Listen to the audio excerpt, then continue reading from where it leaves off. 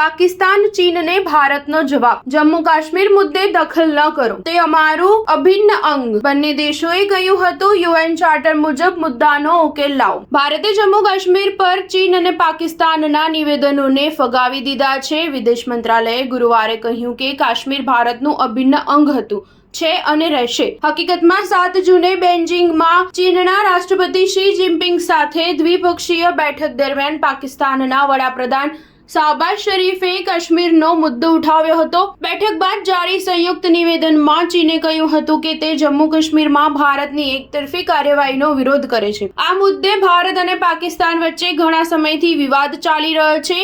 આ મુદ્દો UN charter અને યુનાઇટેડ નેશન્સ સિક્યુરિટી કાઉન્સિલ ઠરાવો હેઠળ શાંતિપૂર્ણ રીતે ઉકેલવો જોઈએ. આ પછી ગુરુવારે વિદેશ મંત્રાલયે કહ્યું કે કોઈ પણ દેશને આ મામલે ટિપ્પણી કરવાનો અથવા દખલ કરવાનો અધિકાર નથી. ભારતીય વિદેશ મંત્રાલયે કહ્યું કે પાકિસ્તાન ઇકોનોમિક કોરિડોર એટલે કે CPEC નું અમુક કામ પાકિસ્તાન અધિકૃત કાશ્મીરમાં થવાનું છે. ભારત આ ક્ષેત્રમાં થતા કોઈ પણ કામનો વિરોધ કરે છે. વાસ્તવમાં પાકિસ્તાનના વડાપ્રધાન શહબાઝ શરીફની ચીનની મુલાકાત દરમિયાન જિનપિંગે CPEC હેઠળ ઉચ્ચ ગુણવત્તાવાળા વિકાસ અને પહેલાથી જ ચાલી રહેલા પ્રોજેક્ટ્સને સમયસર પૂર્ણ કરવા માટે એક બેઠકમાં સંમત થયા હતા. સ્ટાર ન્યૂઝ 7 હંમેશા સચ્ચાઈની સાથે.